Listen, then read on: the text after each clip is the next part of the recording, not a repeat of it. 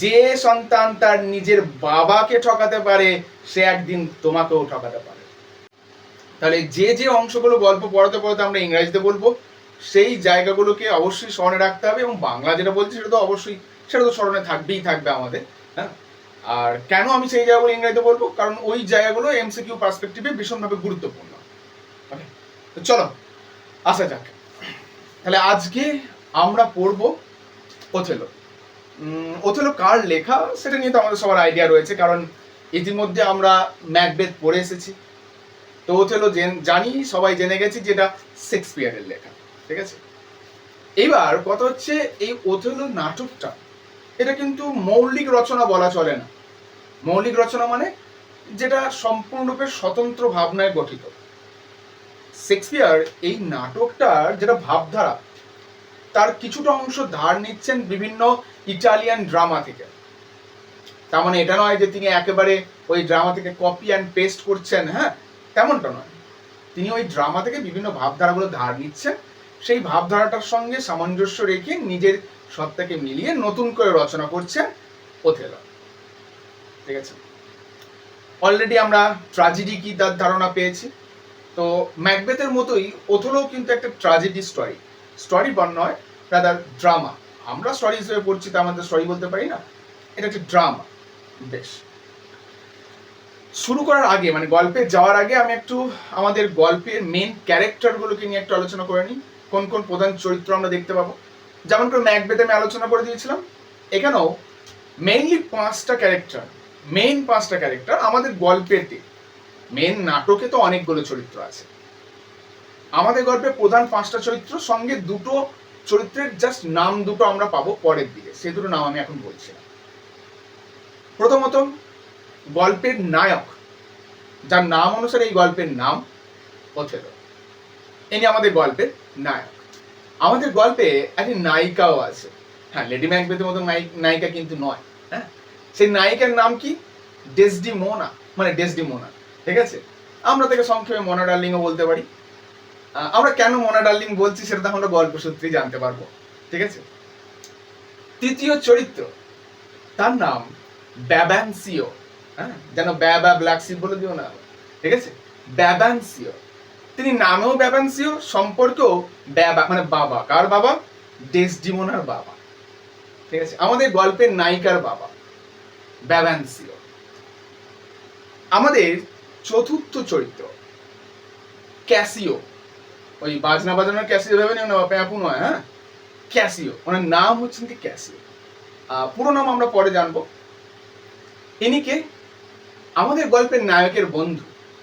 ঠিক আছে, খুব ক্লোজ ফ্রেন্ড, গলায় গলায় বন্ধু তারা, ক্যাসিও এবং ওথেলো। পঞ্চম চরিত্র গল্পের ভিলেন, তথাপি খল নায়ক, নাম কি তার? ইয়াগো। না আবার যেন ওটা ভুল করে ইয়াগোর জায়গায় হ বলে ফেলো না। ঠিক আছে, তাহলে সমস্যা হয়ে যাবে। বেশ, তাহলে যদিও বা গোটা নাটক জুড়ে আমাদের ইয়াগো কিন্তু ওই কাজটাই করবে, মানে তার নামের সঙ্গে যেটা যায় আর সেটাই কিন্তু সে করবে গোটা নাটক জুড়ে। এই কিন্তু নাটকের ভিলেন। তাহলে হিরো ওথেলো, হিরোইন ডেসডিমোনা, হিরোইনের বাবা ব্যাবানসিও, ভিলেন ইয়াগো, বন্ধু ক্যাসিও। একটা কমপ্লিট সিনেমা। সুতরাং তোমরা একবার দেখতে চলেছো এবার একটা পূর্ণ সিনেমা, নায়ক নায়িকা, বাবা, ভিলেন আর বন্ধু, এরকম তো সিনেমায় দেখা যায়। হ্যাঁ, বাংলা, হিন্দি, হলিউডের কি টলিউডের সিনেমাতে তো এরকম একটা মেলোড্রামাটিক ভাব থাকে। শেক্সপিয়ার সিনেমা তৈরিতে সক্ষম। মানে আজকাল সিরিয়ালে তোমরা যা দেখো না, বা সিনেমাতে যা দেখো, শেক্সপিয়ার বহু যুগ আগে সেসব কাজ সেরে গেছে। এখন তো এরা নতুন নতুন শিখছে। আমরা যে গল্প পড়তে চলেছি ওথেলো, তা অভূতপূর্ব গল্প, অসাধারণ গল্প। গোটা নাটক যখন পড়বো বা গোটা গল্প যখন পড়বো, ভাববে সিনটাতে তুমি উপস্থিত আছো, তুমি সেখানে দাঁড়িয়ে সেটাকে ভিজুয়ালাইজ করে দেখছো। এক কমপ্লিট প্যাকেজ যাকে বলা যায়। ঠিক আছে, কিসের প্যাকেজ? প্রেম, প্রতিজ্ঞা, প্রতিশোধ, একবারে পুরো সিনেমা। ঠিক আছে, এই সব কিছুর মাঝে একটা শব্দ লুকিয়ে আছে, সেটা হলো সন্দেহ। সন্দেহের পরিণতি যে কতটা মারাত্মক হতে পারে তা দেখাবে আমাদের গল্প ওথেলো। মানুষকে সন্দেহ কোন জায়গায় নিয়ে যেতে পারে, বা সন্দেহ মানুষকে কোন জায়গায় নিয়ে যেতে পারে, সেটাই কিন্তু আমাদের দেখাবে এই ওথেলো বা ওথেলো গল্প।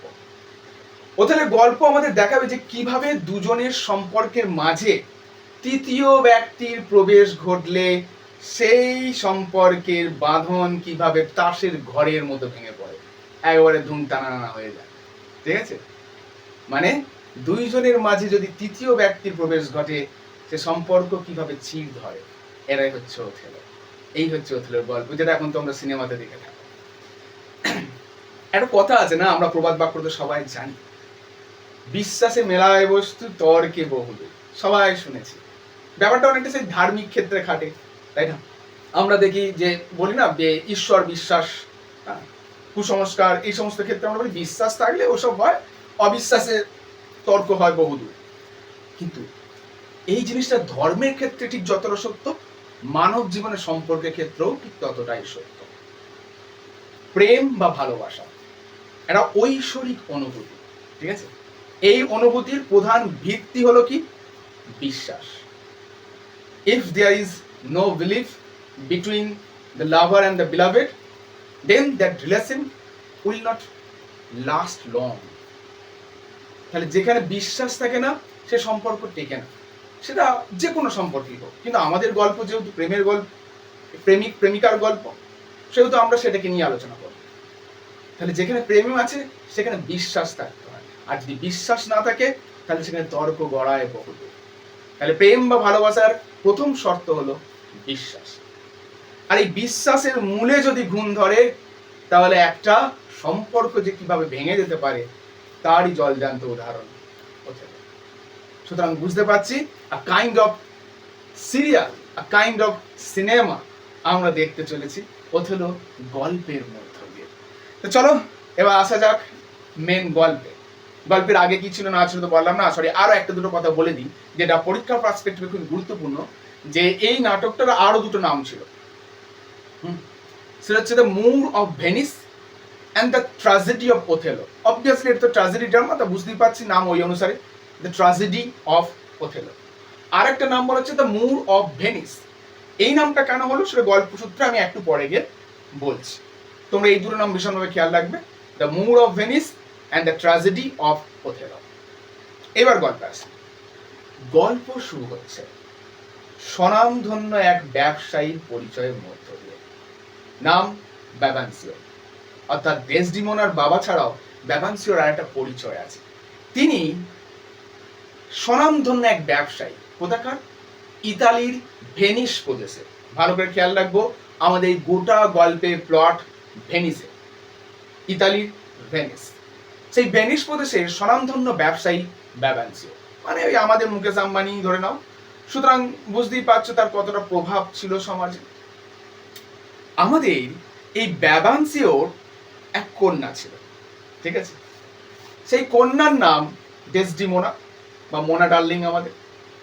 বেশ, মোনা ডার্লিং তার রূপের মতোই কোমল মিষ্টি, অর্থাৎ সে দেখতে যতটা সুন্দর ঠিক মনটাও তার ততটা নরম, ততটাই ভদ্র নম্র স্বভাবের মেয়ে আমাদের ডেসডিমোনা। তারপরেই পরিচয় পাচ্ছি আমরা ওথেলো। ম্যাকবেথ যেমন পরাক্রমী এক বীর যোদ্ধা ছিল, আমাদের ওথেলো পরাক্রমী এক বীর যোদ্ধা। ওথেলোর পরিচয় পাচ্ছি যে সে নাকি একবার তুর্কিদের হাত থেকে ভেনিস প্রদেশকে বাঁচিয়েছিল। তুর্কি তারা পরাক্রমী যোদ্ধা হয়, সহজে তাদের পরাস্ত করা যায় না, তাদের যুদ্ধ করার ট্যাকটিক্স অনেক বেশি অ্যাডভান্স হয়ে থাকে। কিন্তু গল্প আমাদের বলছে একবার নাকি ওথেলো অলমোস্ট একা হাতেই বলতে পারো, যেমন করে ম্যাকবেথ পরাস্ত করেছিল আমাদের নরওয়ের সৈন্যবাহিনীকে, এখানেও তুর্কিদের সৈন্যবাহিনীকে প্রায় একা হাতেই পরাস্ত করেছিল ওথেলো। স্বভাবতই এই ঘটনার পর থেকে ওথেলো রাজামশাইয়ের অত্যন্ত প্রিয় ছিল। আর ব্যাবানসিও সমাজের উচ্চবিত্ত একজন ব্যক্তি, রাজার সাথে তার তো সরাসরি কানেকশন। তো ব্যাবানসিওর চোখেও ওথেলো বেশ প্রিয় হয়ে উঠেছিল, ঠিক আছে? মানে ব্যাবানসিও ওথেলো কিন্তু খুব ভালোবাসতো একজন বীর যোদ্ধা হিসাবে। তো স্বভাবতই ব্যাবানসিওর বাড়িতেই ওথেলোর অনায়াসে বিনা বাধায় যাওয়া আসা ছিল। কোনো ব্যাপারই ছিল না। এইবার আসছে আমাদের গল্পের নায়িকার কথা, ঠিক আছে? একটা নায়িকাকে নিয়ে কথা বলি। আমাদের নায়িকার একটা খুব ভালো বৈশিষ্ট্য ছিল। কি বৈশিষ্ট্য? সে খুব গল্প শুনতে ভালোবাসত, একদম আ ভেরি গুড লিসনার, খুব শুনতে ভালোবাসত গল্প। এবং সে এতটাই গল্প শুনতে ভালোবাসতো, যদি গল্পের মাঝে তাকে কাজের জন্য ডাকা হয়, সে সঙ্গে সঙ্গে মুহূর্তের মধ্যে উড়ে যাওয়ার মতো উড়ে যায়, একবার উড়ে আসার মতো চলে আসে। গল্পটা যদি মিস হয়ে যায়, মানে ওই যে স্পন্দন গল্পে, সেটাকে মিস করা যায় না। সব ভালো, খুব ভালো, কিন্তু ব্যাপার হলো গল্প শুনবে সে কার কাছে, তাই না? সবাই ব্যস্ত তার বাড়ি, কে তাকে শোনায়? গল্প শোনাতো Othello, and he was a marvelous storyteller. Othello দুর্দান্ত গল্প বলতো। দ্য এলোকোয়েন্স, মানে তার গল্প বলার যে সজ্জারীতি, দ্যাট ওয়াজ মাস্টার ক্লাস। যে কেউ শুনলে অভিভূত হয়ে শুনতো। ওথেলো এত সুন্দরভাবে গল্প বলতো। স্বভাবতই ওথেলো যেমন খুব ভালো বক্তা, তেমন আমাদের ডেসডিমোনাও কিন্তু খুব ভালো শ্রোতা। তাহলে একজন ভালো বক্তা কখন বক্তব্য দিতে ভালো লাগে? যদি সে ভালো শ্রোতা পায়। ডেসডিমোনা ওথেলোর গল্প খুব ভালো করে শুনতো। ওই যে বললাম, কেউ যদি তাকে মাঝখানে কাজের জন্য ডাকতো, একেবারে উড়ে যেত, আমার সঙ্গে সঙ্গে চলে আসতো গল্প শোনার জন্য।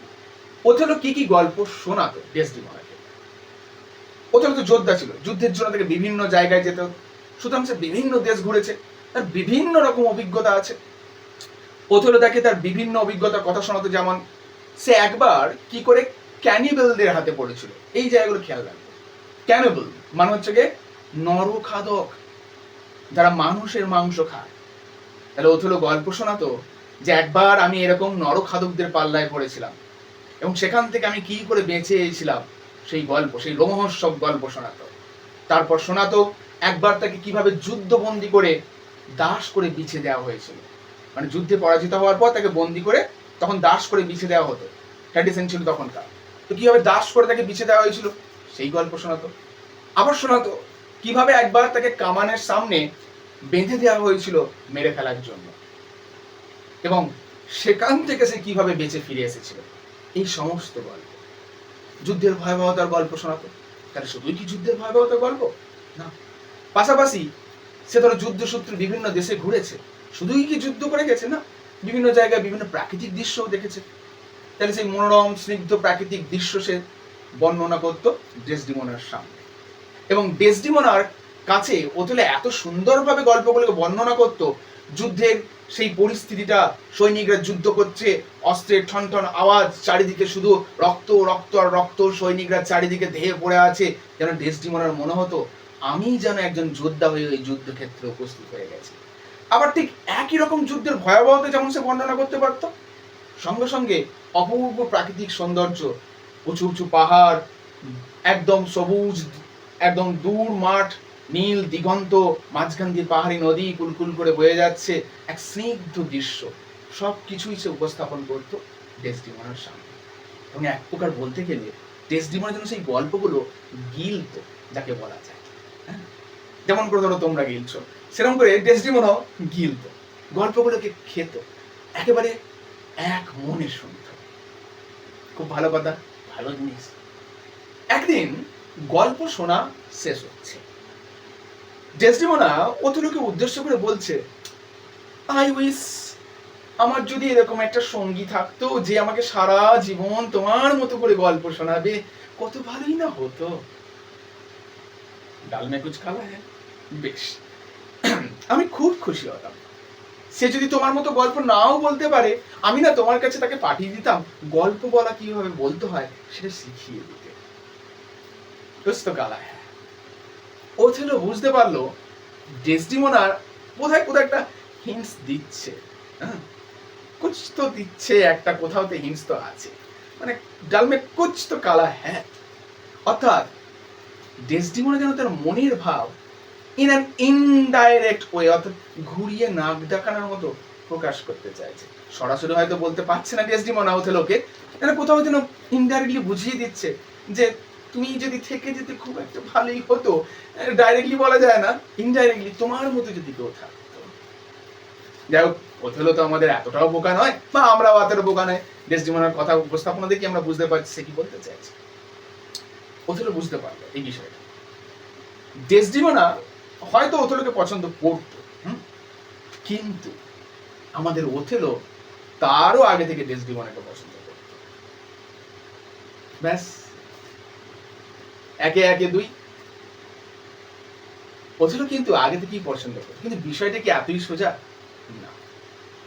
ওথেলো কোনোদিনও ডেসডিমোনাকে এই বিষয়ে কোনো কথাই বলেনি বা বলার মতো সাহস সে করতে পারেনি। ওথেলো বীর যোদ্ধা ছিল, কিন্তু এই দিক দিয়ে সে ছিল চরম দুর্বল। কেন? ওথেলোর মধ্যে ছিল একটা ইনফিরিয়রিটি কমপ্লেক্স, যাকে বলা হয় নিজেকে তুচ্ছ ভাবা। কেন সে নিজেকে তুচ্ছ ভাবা? এইবার আসি এই নাটকটার অপর একটা নাম, দ্য মুর অফ ভেনিস। মুর শব্দটি অর্থ হলো ব্ল্যাক স্কিনড পিপল, কালো চামড়ার লোক। তার মানে আমাদের Othello was a black skinned people, কালো চামড়ার লোক ছিল। অর্থাৎ রূপের দিক থেকে সে অতটাও সুন্দর ছিল না, বলা যায় এক প্রকার কুৎসিত ছিল। তাই নিজের ওপর সে কোনদিন কনফিডেন্স ছিল না তার, যে ডেসডিমোনার মতো এত সুন্দর একটা মেয়ে আমাকে পছন্দ করতে পারে, বা আমি কোন মুখে আমার এই কুৎসিত রূপ নিয়ে তাকে প্রেম নিবেদন করবো, এটা আমার জন্য মানায় না। হ্যাঁ, এটা দেখবে সমাজের একটা বিশেষ সকল সম্প্রদায় মানে মানুষের মধ্যে যারা থেকে থাকে, হ্যাঁ আজকাল সমাজে অত কিছু নাই, একটু কালো মানুষদেরকে ছোট করে দেখানো বা তাদেরকে নিয়ে একটু অবজ্ঞা করা এখন মানুষজনের মধ্যে অতটাও নেই। কিন্তু যে এই রূপটা ধারণ করছে তার মনে কিন্তু কোথাও না কোথাও একটু হলো তাচ্ছিল্য ভাব নিজের প্রতি এসে যায়। হ্যাঁ, অর্থাৎ আমরা যারা ওথেলোর মতো পার্সন, হ্যাঁ আমাদের ধরো লোকে পাতে পাতে না, তো সেজন্য আমাদের মনে একটা তাচ্ছিল্য থেকেই যায়। সে যাই হোক, না আমি খুবই হ্যান্ডসাম পার্সন, বেশ ঠিক আছে চলো। সে খুবই লজ্জিত বোধ করতো। এরপরে আসি, নিজেকে ছোট করতে নেই, যারা নিজেকে ছোট করে তারা তারা পাগল। এরপর আসি, এইবার ওথেলো বুঝতে পারলো সামাও ডেসডিমোনা তো নিজেই আমাকে হিন্টস দিচ্ছে। তখন ওথেলো একটু ঘুরিয়ে বলতে লাগলো। কি বলতে লাগলো? আমারও খুব ভালো লাগতো যদি তোমার মতো কোনো ফেয়ার লেডি আমার কাছে গল্প শোনার জন্য সারা জীবন আমার সঙ্গে থাকতো। কম যায় না কেই। ও বলছে তোমার মতো গল্প বলার মতো কেউ যদি থাকতো আমার সঙ্গে, আর এ বলছে তোমার মতো গল্প শোনার মতো যদি কেউ থাকতো আমার সঙ্গে। হ্যাঁ, অর্থাৎ আমি হতাম সোনা, তুমি হতে মনা, তাহলে কাজটা ফুরিয়ে যেত। হ্যাঁ, কেউ তা ডাইরেক্টলি বলতে পারছে না, এখন ইনডাইরেক্টলি চলছে, যেটা হয় দূর থেকে ঢিল মেরে যতটা হয়। যাই হোক, ডেসডিমোনার কাছ থেকে হিন্টস পাওয়ার পর ওথেলোর মনে কি হলো? বেটা দিল মে লাড্ডু ফুটা, তাই তো?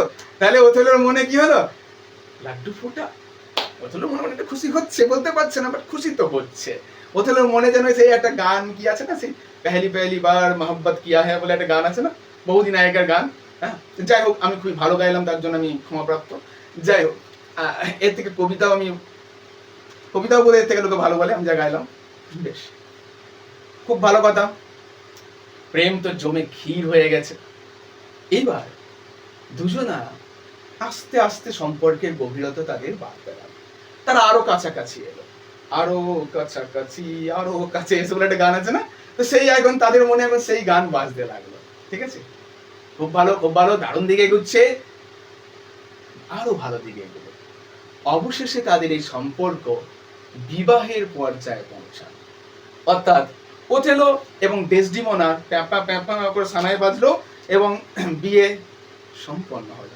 বাহ, এটা স্যার দারুণ কথা, দারুণ কথা, খুব খুশির খবর, প্রেম পরিণয় পেয়েছে। কিন্তু বাবা এখানটা টুইস্ট আছে। What is the twist? তারা গোপনে বিয়ে করেছে, কেউ জানে না। ডেসডিমোনা এবং ওথেলোর বিয়ের খবর কেউ জানতো না। কিন্তু বাবা, তুমি যদি এখন হাওয়া আর আগুনকে একসাথে রাখো, আগুন কি ছড়াবে না? ছড়াবে। এসব খবর কোনোদিন চাপা থাকে না।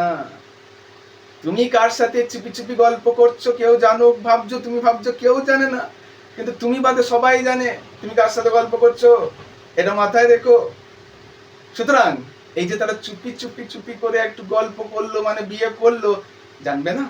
ছড়িয়ে পড়লো এ খবর খুব দ্রুতই ভেনিসে, এবং এবং খবর পৌঁছালো বাবা ব্যাবানসিওর কাছে।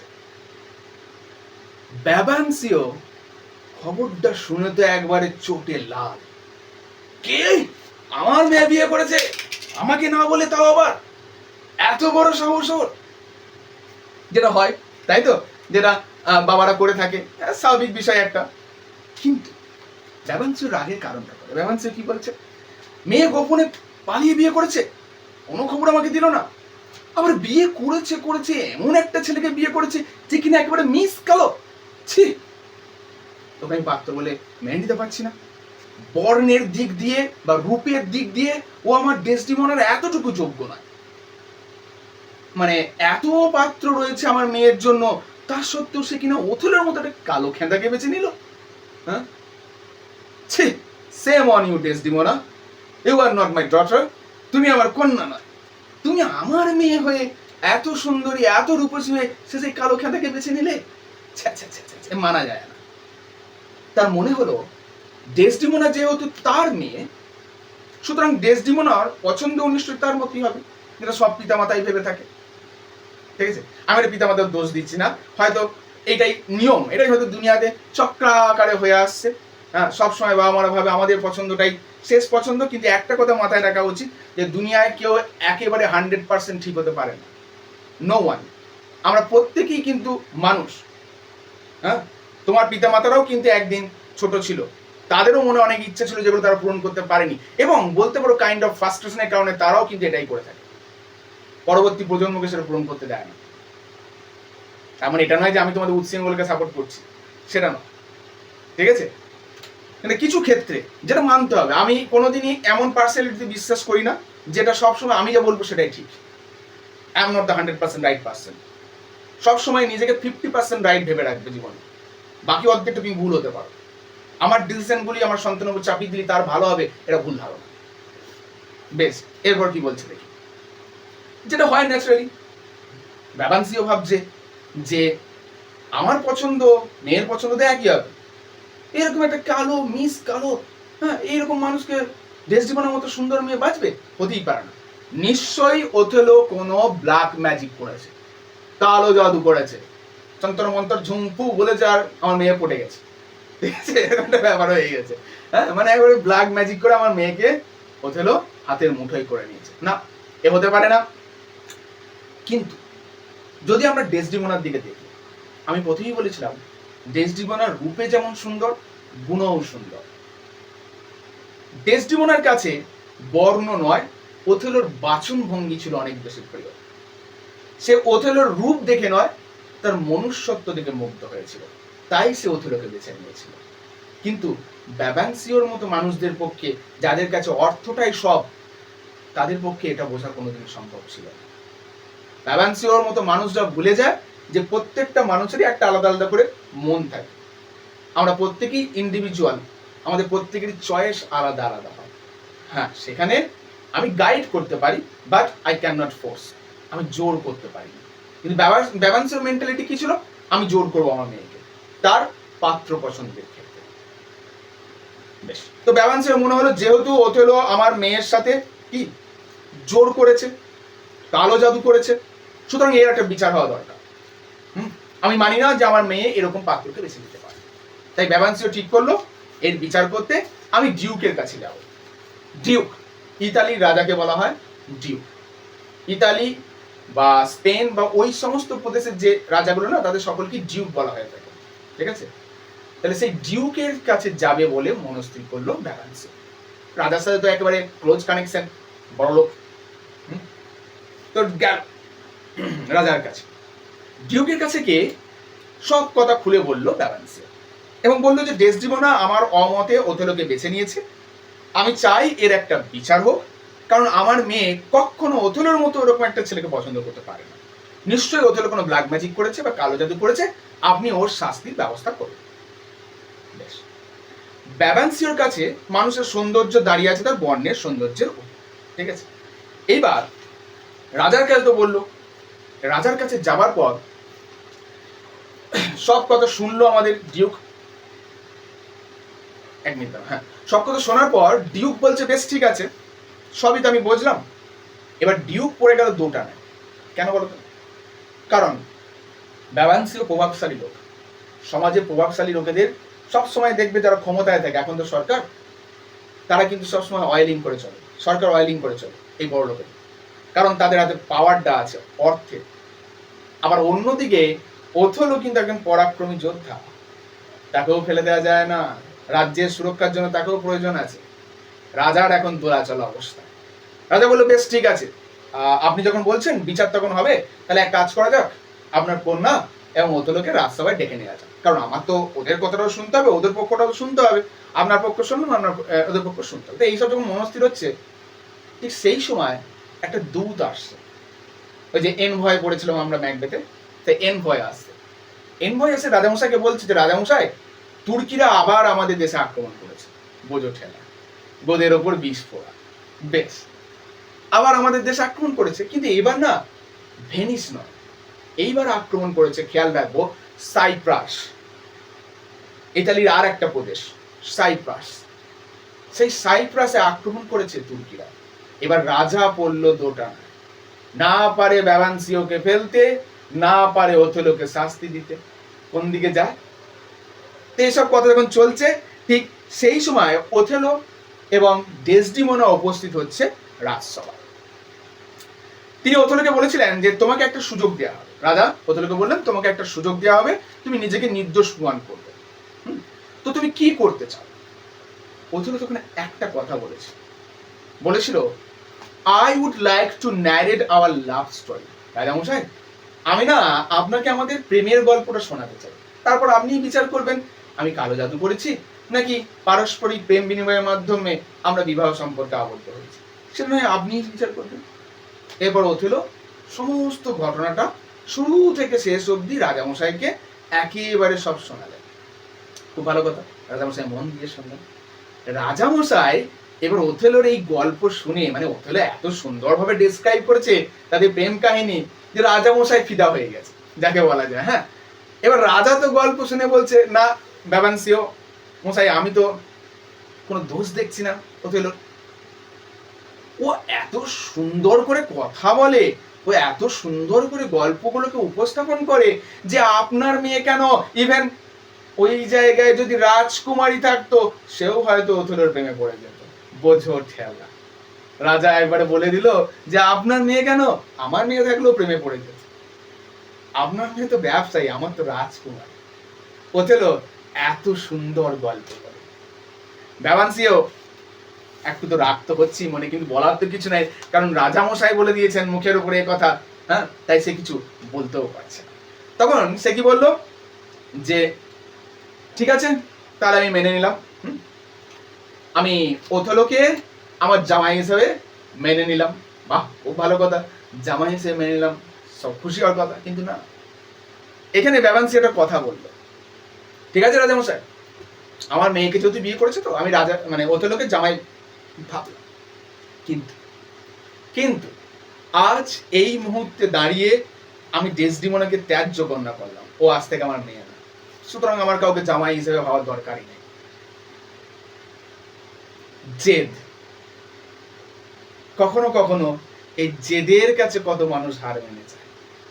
মানুষ কখনো একটু ভাবেও না যে জেদের দ্বারা সবকিছুকে জয় করা যায় না, কখনো কখনো মাথা নোয়ালে অনেক জায়গায় কিন্তু সম্মান অর্জন করা যায়।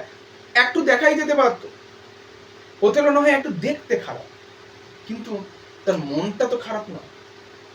কিন্তু না, অহংকার, আমার মেয়ে এত সুন্দর তার পাশে এরকম কুৎসিত একজনকে মানায় না, আমার মেয়ের এত যোগ্যতা তার পাশে একজন স্বল্প যোগ্যতা পুরুষকে মানায় না, পুরুষকে সবসময় অধিক যোগ্যতার হতে হয়, সমাজ এটাকেই সেট করে রেখেছে। এবং বলতে খারাপ লাগে, আজ আধুনিক যুগে এসেও আমরা এই সেটটাকে বা এই ট্রেন্ডটাকে কেউ পাল্টাতে পারি না, আমরা সবাই এখনো সেই মেন্টালিটিতেই বসবাস করি। মুখে বড় বড় বাতেলা দিই, নারী পুরুষ সমান, অথচ এই জায়গায় গিয়ে যেন আমরা বিচার করতে চাই পুরুষটা যেন আমার থেকে অধিক সম্মানযুক্ত পদে থাকে। এটা তো অনেক আগের কথা, এখানে তো একটা হবি জানা কথা। তা বললো আমি আমার কন্যা ডেসডিমোনাকে আর কন্যা বলে মানি না, ওকে আমি ত্যায্য কন্যা করলাম। সঙ্গে সঙ্গে আরেকটা কথা বলছে, বলছে আমি আজ খুব খুশি যে আমার আর কোনো সন্তান নেই। কেন খুশি কেন? বলছে আমার যদি আর কোনো সন্তান থাকতো তাহলে হয়তো ডেসডিমোনার এহেন কর্মের জন্য তাদের প্রতি আমি আরো রূঢ় আচরণ করে ফেলতাম। ডেসডিমোনার এই কর্মের পর আমার বাকি সন্তানদের প্রতি আমি আরো নৃশংস হয়ে পড়তাম। আমি একজন গর্বিত পিতা যে আমার আর কোনো সন্তান নেই। কত বড় কথা দেখো। বেশ, এরপর সে অথুলোর কাছে যাচ্ছে, ঠিক আছে। এর মাঝে ডেসডিমোনা এবার কয়েকটা কথা বলছে। যতক্ষণ কিন্তু আমাদের ডেসডিমোনা ছিল সাইলেন্ট লিসনার, এবার মেয়ে মুখ খুলবে। Something is going to burst, কিছু তো একটা বাস্ট হবে, হ্যাঁ বাস্ট হবে। কি হচ্ছে? ডেসডিমোনা বাবাকে উদ্দেশ্য করে বলছে। ডেসডিমোনা বলছে, বাবা তোমাকে আমাকে ছাড়তে হবে না, আমি তোমাকে ছেড়ে দিচ্ছি। একবার সে মানে কেন ও রিয়াকশন নাকি তোমাদের? তাহলে মেয়ের কি কথা, যে তোমাকে আমাকে ছাড়তে হবে না, আমি তোমাকে ছেড়ে দিচ্ছি। আমি আজ থেকে আমার স্বামী ওথেলোর সঙ্গে থাকতে চাই। সে আরো বলছে, দেখো এরপর একটার পর একটা বোম ফাটাবে। দেখো সে আরো বলছে যে বাবা আজকে তুমি যে আচরণটা আমার প্রতি করছো সেটা তুমি তো নিজের বেলা করনি। নিজের বেলা করনি মানে, অর্থাৎ ব্যাবান্সিও কিন্তু প্রেম করেই বিয়ে করেছিল। Father was the leader of this root, ঠিক আছে। তাহলে ব্যাবান্সিও এবং ডেসডিমোনার মায়ের মাঝে কিন্তু প্রেম বিবাহ সম্পন্ন হয়েছিল।